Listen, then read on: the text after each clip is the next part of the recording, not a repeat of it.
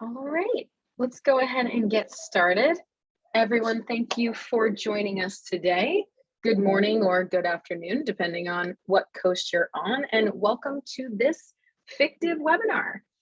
From parts to production, finding the right secondary operations for CNC machining. My name is Jen, and I am on the marketing team here at Fictiv, and I'll be helping to produce the webinar today just to ensure that everything runs smoothly. One main housekeeping item for you guys today as we get started is to please post your questions in the Q&A section of this webinar. We know that there's a chat, there's a Q&A, so it can get a little bit confusing, but please post in the Q&A so that your questions can actually get answered. We've reserved about 10 to 15 minutes at the end of this presentation specifically for questions, so please post in that Q&A section for the best odds of your question getting answered. All right. And in case you are not aware of who is hosting the webinar today, we are Fictiv. So a little bit about Fictiv is that we are a digital manufacturing ecosystem that can actually help bring your parts and products to life. We're your destination for all things precision CNC machining, specializing in tight tolerance, high quality parts that you can receive as fast as 2 days. And we all know that time is money, so that's huge. Our platform is free to use and DFM feedback is provided to you at the time of quoting. And while we are a full service platform, we also have a team of humans also helping you to make your parts come to life. We have mechanical engineers, supply chain professionals, and customer success leads to make sure your parts are on track, manufactured at highest quality every step of the way. All right. And so now I have the pleasure of introducing our two wonderful hosts for our presentation today. First is Kinsey. Kinsey is a mechanical engineer with experience in product design and DFX for the consumer electronics industry. She's worked at companies including Microsoft and Apple. At Fictiv, she creates technical content to help other engineers like you up-level their understanding of key DFM and mechanical design principles. Kinsey is a true whiz kid and has earned her bachelor's in mechanical engineering from UC Davis and her master's in mechanical engineering from Stanford University. And super fun fact about Kinsey, she actually did a little stint as a winemaker at a winery near Santa Barbara, California. Love it, she's awesome. Next we have Swetha. Swetha is a senior manufacturing engineer with experience in the mechanical and industrial engineering industry. Here at Fictiv, she analyzes customer parts and provides DFM as well as creating automated costing models. Swetha has earned her bachelor's in industrial engineering from RPI, and her fun fact is that she was actually on an episode of Mythbusters. So feel free to clobber her in Q&A with questions all around that. No, I'm just kidding. All right, Kinsey and Swetha, I'm going to hand it over to you to get us started. Amazing. Thank you, Jen. Just had to remember to unmute, as we do on Zoom. But as Jen said, today we'll be talking about secondary operations. So all of the things that you do after you pull your part out of the CNC machine. So we'll go over what are these secondary operations, what are they for, and then dive into a few main ones, including heat treating, finishing, and hardware installation. And then we will finish up with some Q&A, as Jen said, so make sure you're putting your questions in that Q&A box as we go. Now I will pass it off to Swetha for a little poll so we can get to know who we're talking to today. Awesome.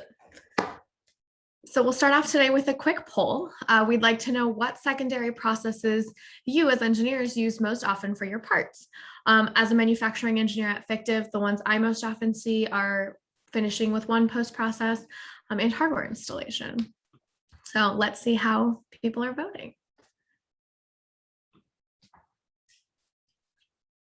Kinsey, what do you most often use? I would say, yeah, also one post process, most common for me. Awesome. Let's take a look at these results. So it looks like most often you guys are using finishing with one post process. So stay tuned to see what Fictiv can offer and help you out with your finishing needs. I'm going to pass it to Kinsey to talk about what secondary operations are in manufacturing. Awesome, thank you. So yeah, as we've said, what are secondary operations? This is anything that you do after you pull your part out of the CNC machine. Basically, any manufacturing process, you'll have operations that you do, like those post-processing, finishing, hardware installation steps, to take your product from that as machined, single product to the final end use case.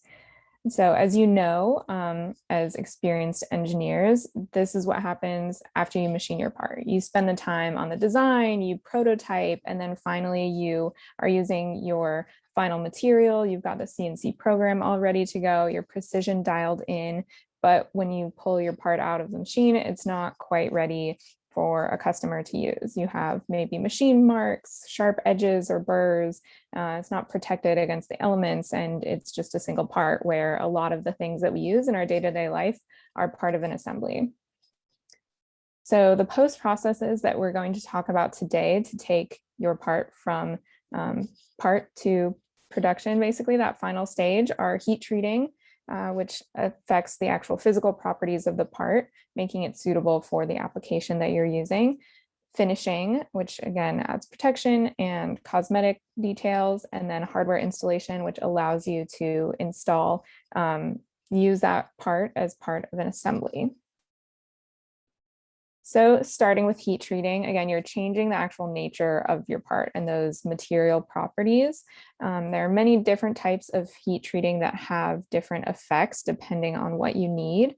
And you also have options for when you heat treat, which will affect both your machining process and the final product. So first, we will talk about different types of heat treating. And the overall heat treating process involves heating your material to a specific temperature and holding it there for a period of time. Then you cool down the material either quickly or slowly. That has a big effect on the final properties. And you can do this to either make it more workable or increase material strength or somewhere in between. So again, there are many different types depending on your end goal. And we'll start with hardening. There are a few different types of hardening, but with hardening, basically you are heating up the part or the material to a point beyond its critical temperature. So this critical temperature is that point where the crystal structure of the material itself changes, causing the physical properties to change. So with hardening, when you heat it to above the critical temperature, keep it there for a while, and then cool it quickly by quenching in water, a brine solution, or oil, that actually changes the properties and adds strength and hardness. So this makes it good for really extreme applications that maybe experience a higher load. Within hardening, there's precipitation hardening, which involves a material that has certain alloys, such as aluminum, copper, phosphorus, or titanium, that when they're heated to above this critical temperature, kind of precipitate together, form a solid particle within the metal, and that affects the grain structure, which helps to add that strength and hardness. You can also use case hardening, which only hardens the surface of the material to a specific depth.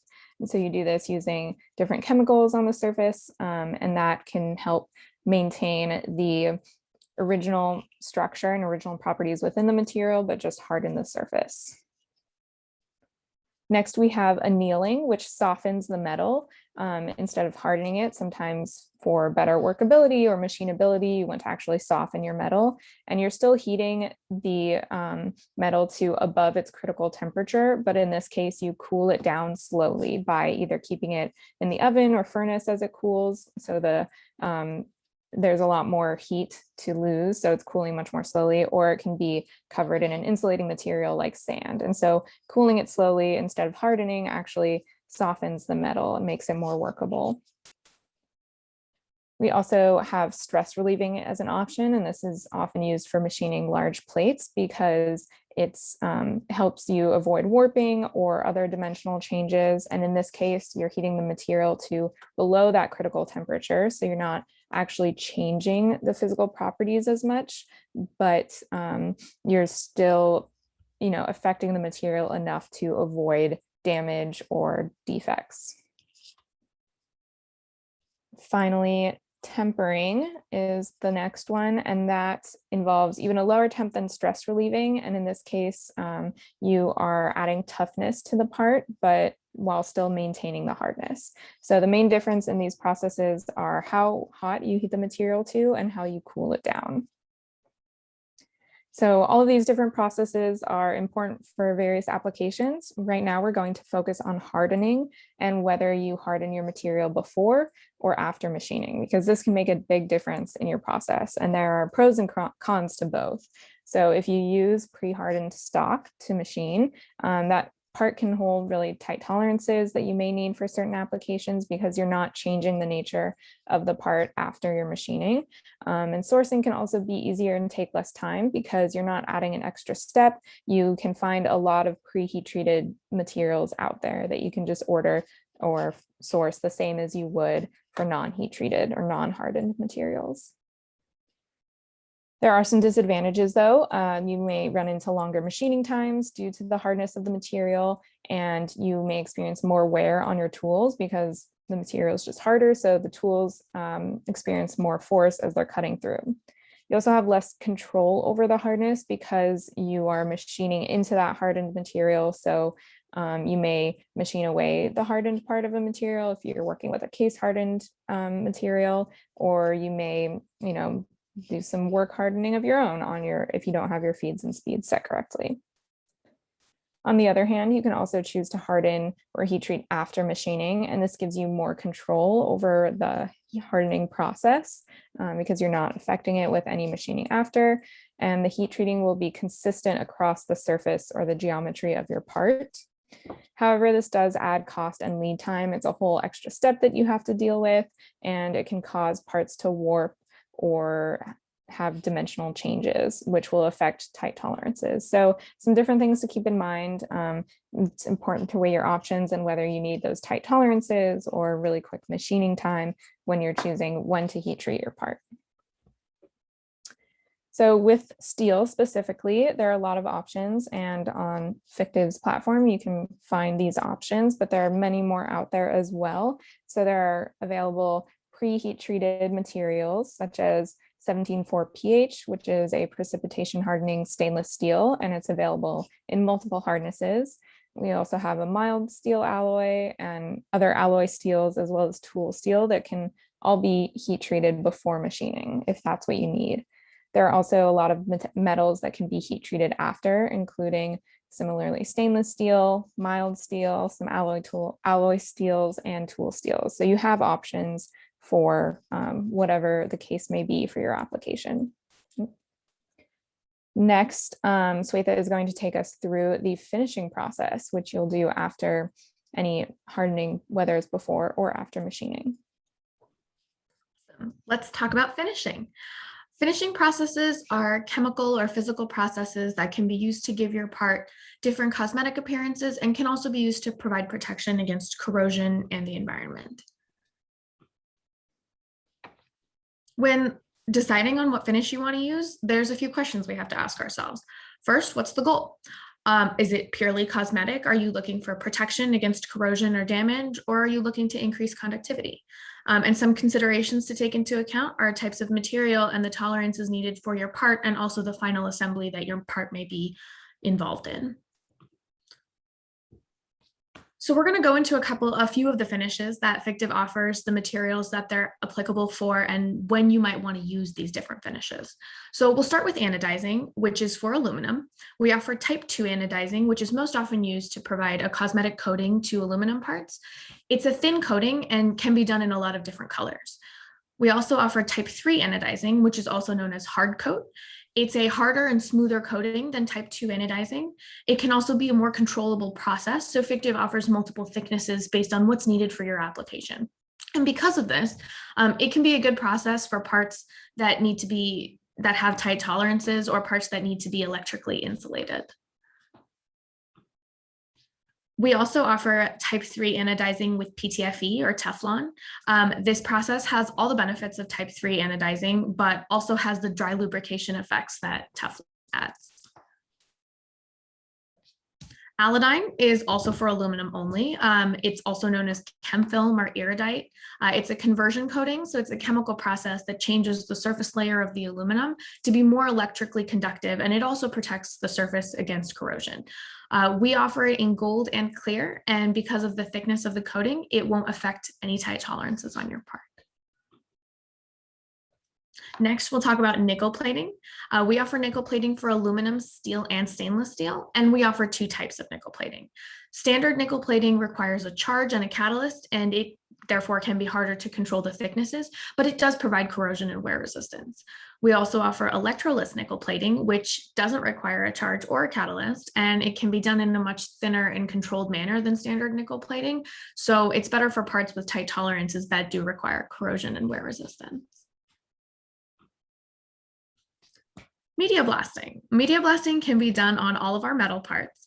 It's really useful for removing light tool marks and creates a nice uniform matte surface. You'll most often see this on your MacBook or your iPad Airs. It's a really simple process that can make a part look consumer ready.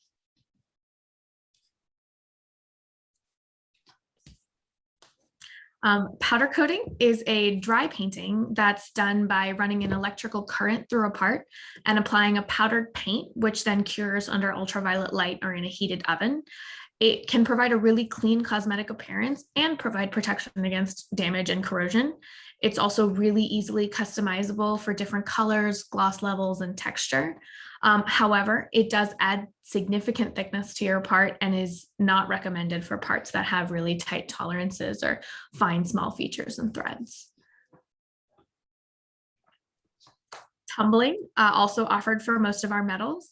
It's very similar to media blasting in that it can remove light machine marks and provide a smooth finish to the part.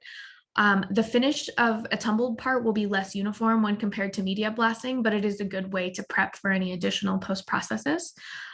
This process is better suited for larger parts that are larger than the tumbling media, so larger than about 1 cubic inch. And it does smooth and break sharp edges. So if your project does require sharp defined edges, this may not be the process for you. Next, we're moving into some of our processes for steels and stainless steels. Black oxide is a conversion coating similar to Alodine for aluminum that's used for steels and stainless steels. This process converts the top layer of the steel into iron oxide, and then the parts are dipped into hot oil or wax to seal it in.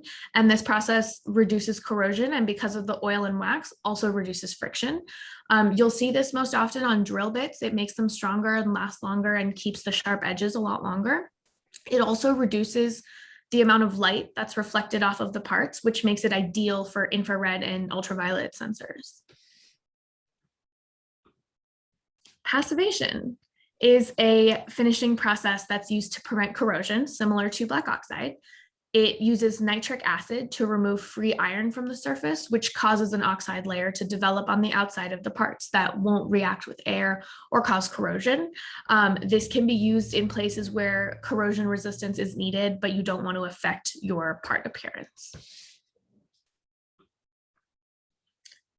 Zinc plating, also for steels and stainless steels. It's also known as galvanization. Zinc plating provides really good protection against oxidation and corrosion. It's done by coating a part with flux and plunging the parts into molten zinc. We offer clear, which will come out in this light blue color, and black, where dye is added to the bath. You'll most often see this on nuts and bolts at the hardware store that are used in outdoor settings because it provides really good environmental protection.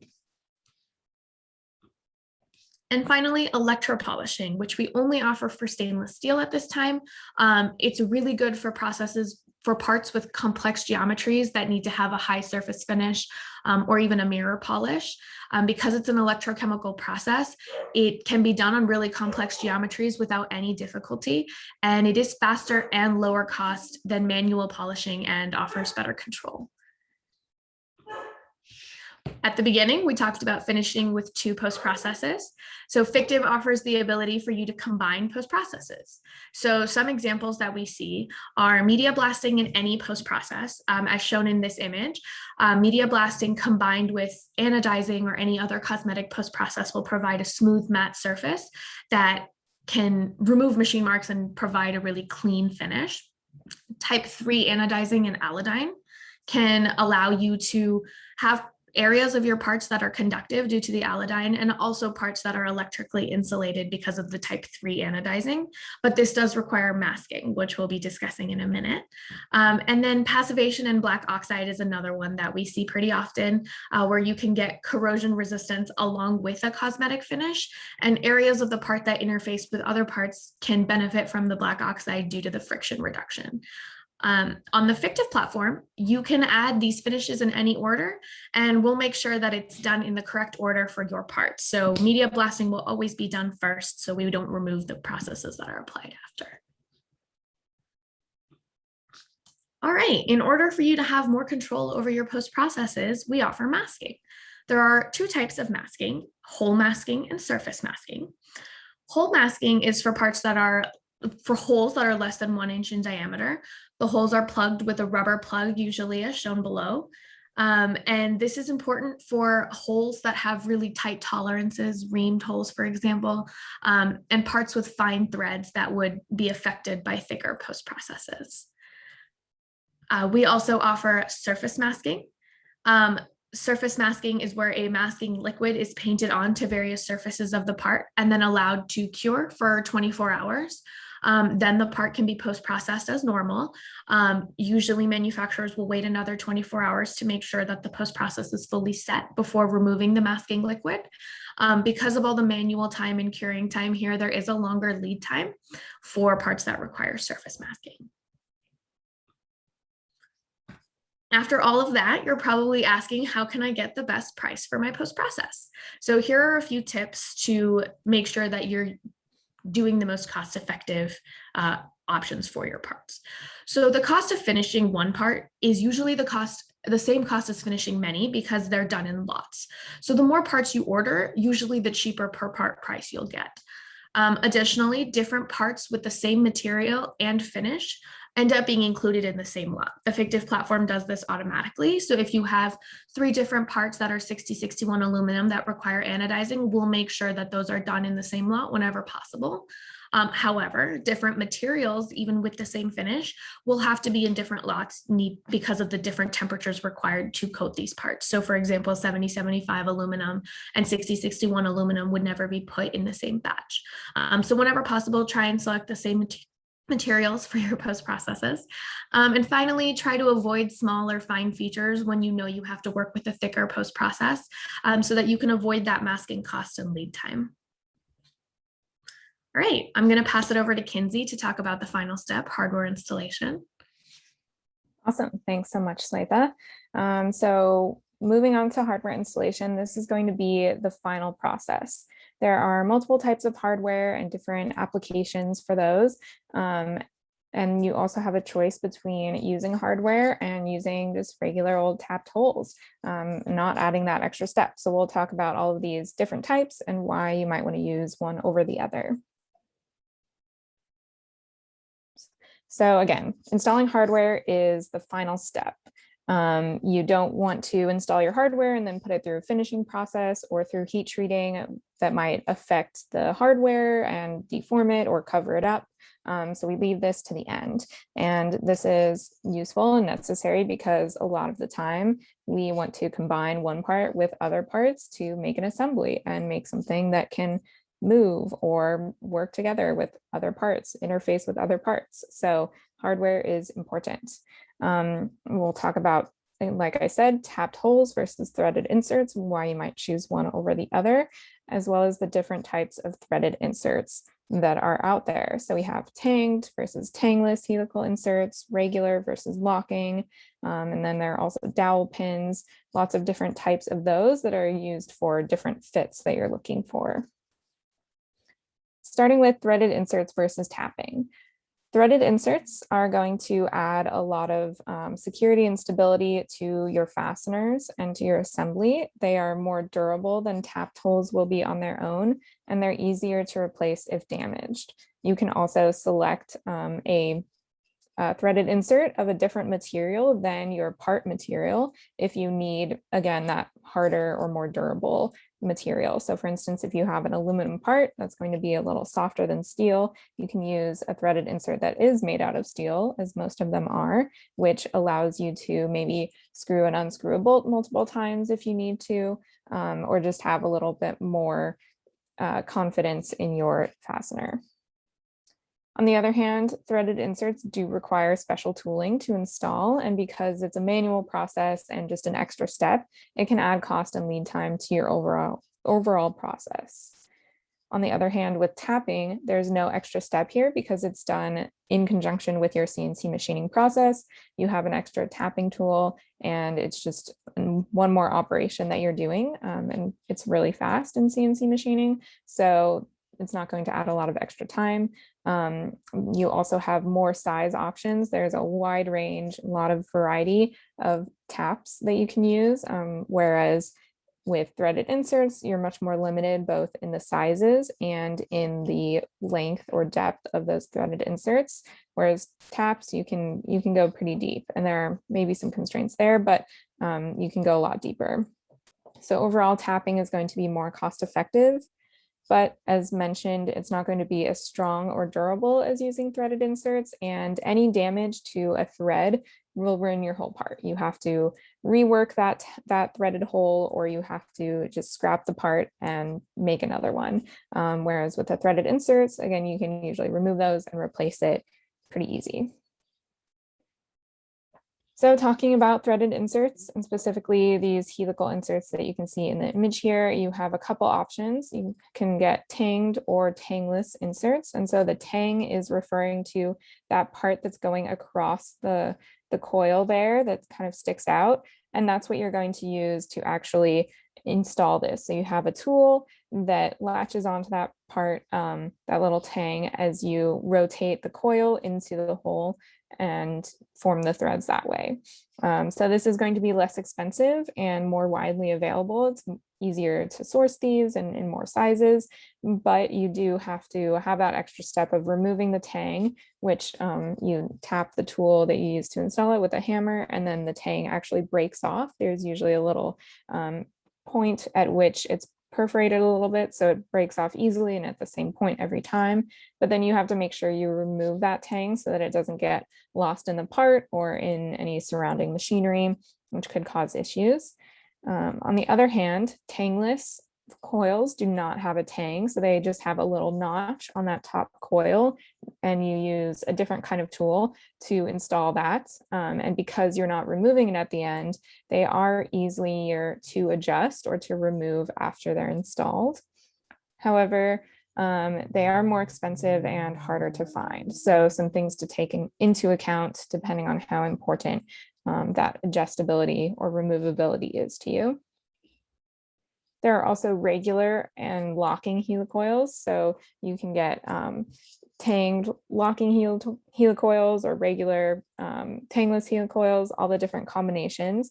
But locking helicoils are what you see in this image here. They just have that extra coil that's formed more of a straight edged wire instead of the round wire that the other coils are made of. And so that will kind of push out against the hole that it's installed into and provide some extra grip and lock it in place.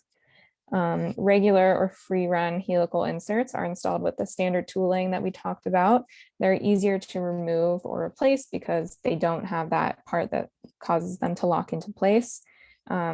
However, these locking helical inserts are better if you need added locking or stability for an application that might see some vibration or shock during use.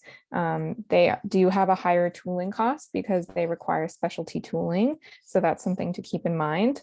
But overall, lots of different options for helical inserts. If you've heard helicoils, that's a common brand name for these, but they can add a lot to your part if you're willing to spend the extra time to install them.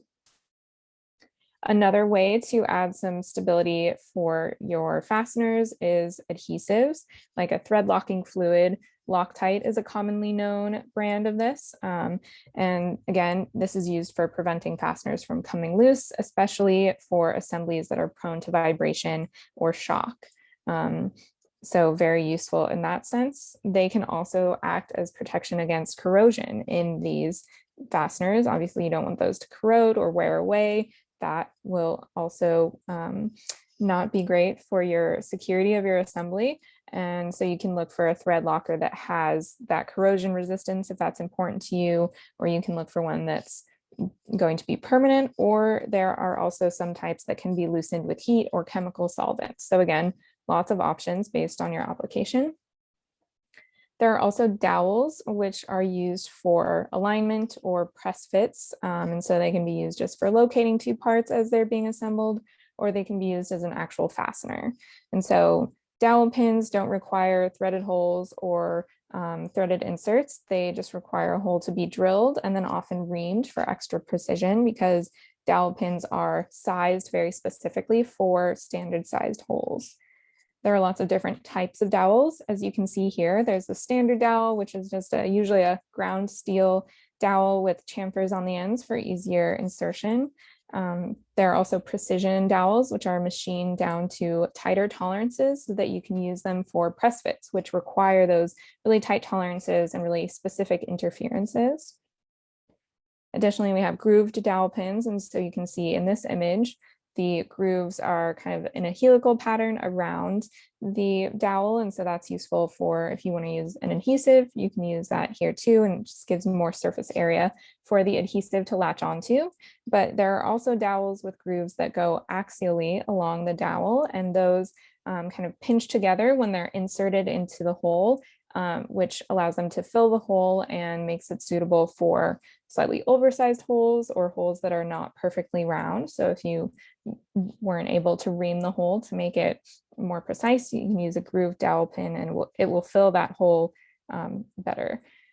There are also oversized holes or oversized dowel pins, which are useful again for those oversized holes or holes that experience some damage. And so you have to drill it out slightly larger, then you can use this oversized dowel pin.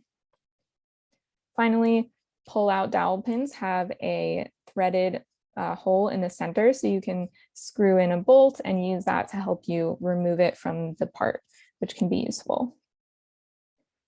And so again, these can be used for different types of fits. If you're just locating two parts together, you might use a looser fit. But then for a press fit, you need to be really clear on the size of your dowel pin and the size of your hole and the tolerances for both of those so that you make sure you're achieving the interference necessary and the tightness of fit that you need. And so it's important for this case to calculate those tolerances. If it is an important press fit, we have a press fit calculator. So when these slides go out later, you can click this link and put in your numbers to see if you're getting the press fit that you need. But yeah, it's important to know what those tolerances need to be and report those on a drawing so that your manufacturer is clear that it is a press fit and those tolerances are very important to hit. Finally, as Swetha talked about a bunch with all the finishing, those tight tolerance holes or hardware interferences must be masked, especially for the finishes that are going to be thicker, like the powder coating, where it adds a lot of thickness and will mess with your tolerances. All right, so we've touched a little bit on some of the capabilities that Fictiv has for secondary processes. We do have that ability to configure for multiple finishes, like Swetha touched on. You can do media blasting and anodizing or various other combinations. And so when you visit our platform to upload your part and configure for finishes, you'll see this drop-down menu where you can choose the different finishes that you need, and you'll see right away how that affects your lead time and the cost for manufacturing that part.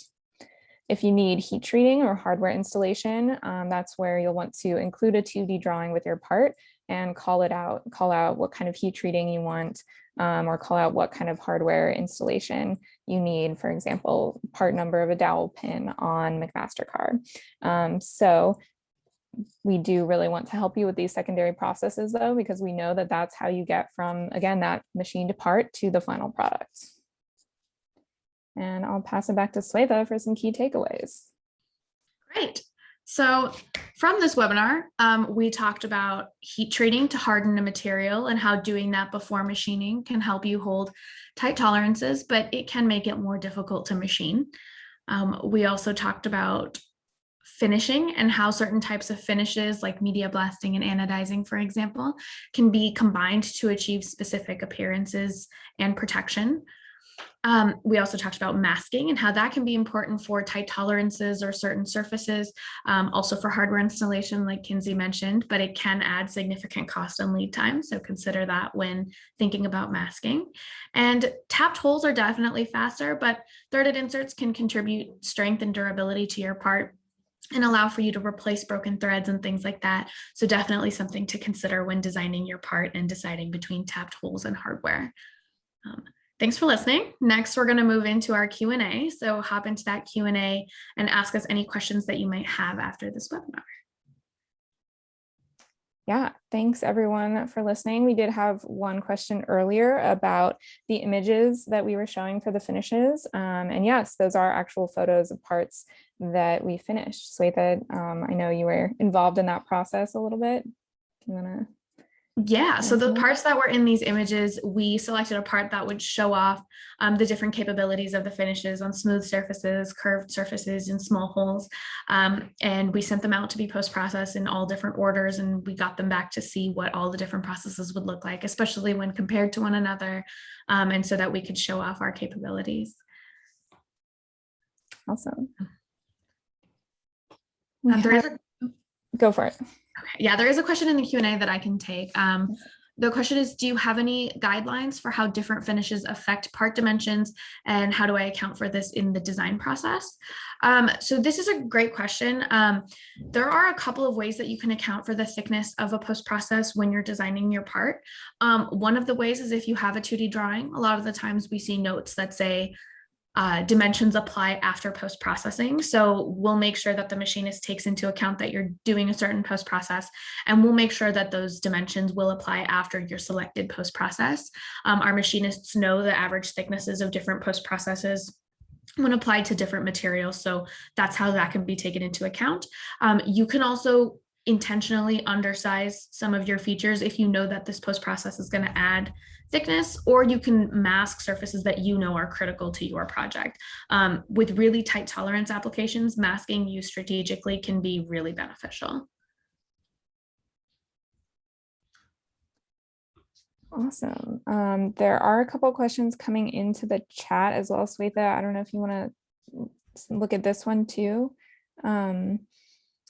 But asking about how Fictiv onboards its manufacturing partners to the platform, and how is certification of a supplier done? Yeah, so when onboarding our partners, both domestically and overseas, we do have a lot of tests in place. So we have them complete test parts to make sure that their parts are up to the Fictiv quality standard.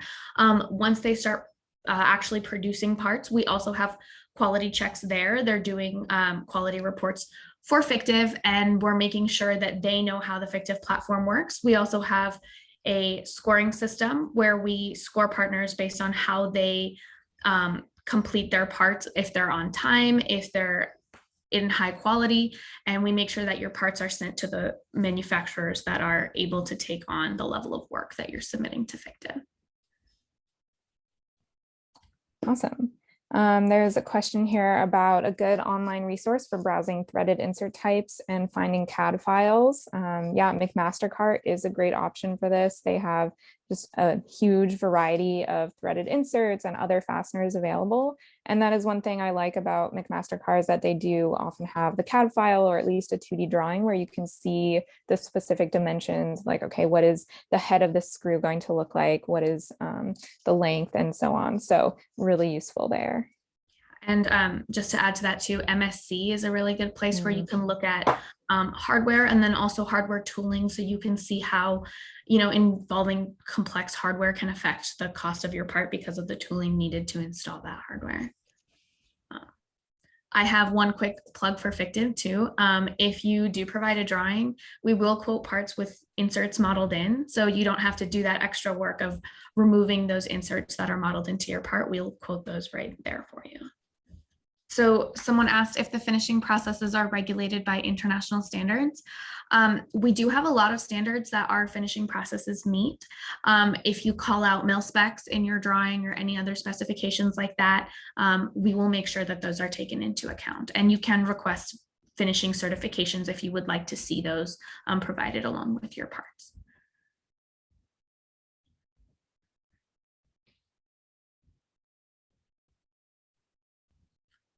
All right. If those are all of our questions, then we can move on. Thank you everyone for your questions and for tuning into the presentation today. Perfect, and I can kind of wrap us up here. Thank you everyone for coming, and Kinsey and Swetha for your beautiful brains and delightful presentation. As Kinsey had already mentioned, you will see a recording of this webinar in your inbox, as well as a copy of the slide deck we walked through. So you'll have all this material right in your inbox forever.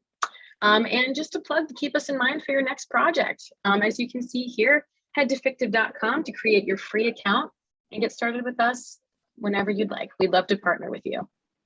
Thank you, everyone.